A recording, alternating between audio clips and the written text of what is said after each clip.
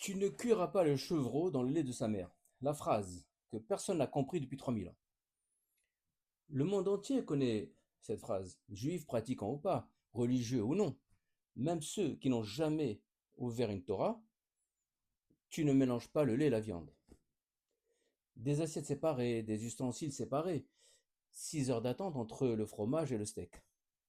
Un système entier de règles, de contraintes, de cuisine organisée autour de cette séparation. Tout ça vient d'une seule phrase, 3 mots en hébreu, Lo tevachel, Gedi Beshalev, Imo. Tu ne cuiras pas le chevreau dans le lait de sa mère. Elle apparaît 3 fois dans la Torah.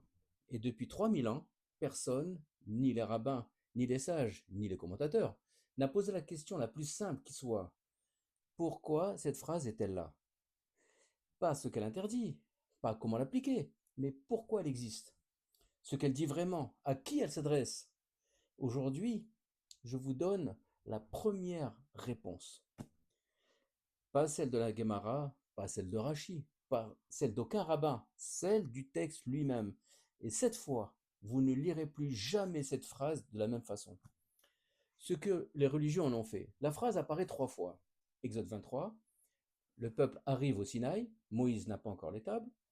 Exode 34, Moïse redescend, le peuple vient de fabriquer le faux d'or.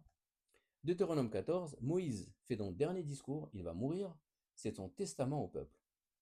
3 moments cruciaux, 3 contextes radicalement différents. La Gemara Chulim, un texte talmudique du 5e siècle, a regardé ces 3 répétitions et a dit chaque répétition justifie une interdiction.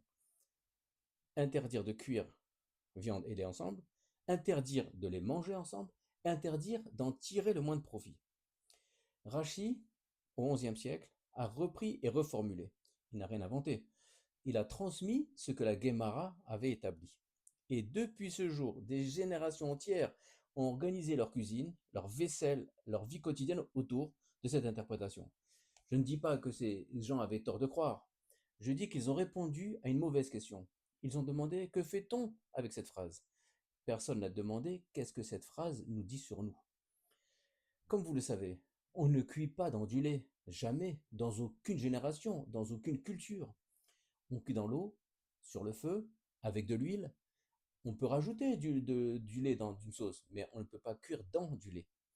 Cette phrase ne décrit pas une pratique réelle, elle crée une image forte, étrange, presque violente. Un chevreau, le lait de sa mère, et vous le faites cuire dedans. Vous prenez la source même qui l'a fait naître, qui l'a nourri, qui l'a fait grandir, et vous l'utilisez pour le détruire. Ce n'est pas une recette, c'est une métaphore. Et le texte l'a placée exactement là où il voulait qu'elle soit. La première apparition, donc les autres 23, regardons ce qui précède immédiatement cette phrase dans le texte. Tu apporteras les prémices des premiers fruits de ton sol à la maison de l'Éternel ton Dieu. Tu ne cuiras pas le chevreau dans le lait de sa mère. Ces 2 phrases sont collées, inséparables dans le texte. Et pourtant, personne ne les a lues ensemble. Replacez-vous dans le contexte. Le peuple sort d'Égypte. Il sort de l'esclavage et n'a jamais rien possédé, jamais rien produit pour lui-même. Et là, pour la première fois, le texte lui dit ton sol, ton travail, tes premiers fruits.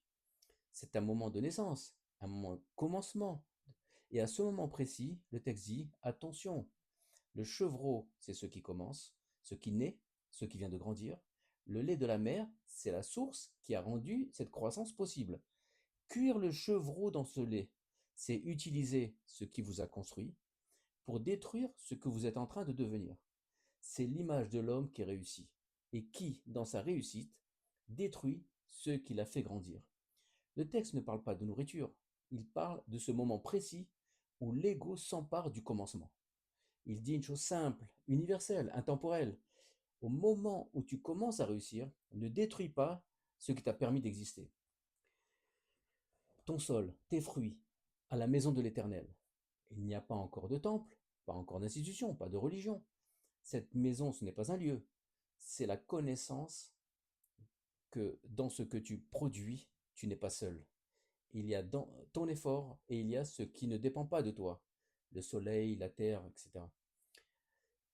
Le texte ne diminue pas l'homme, il lui dit tu es grand et tu n'es pas tout.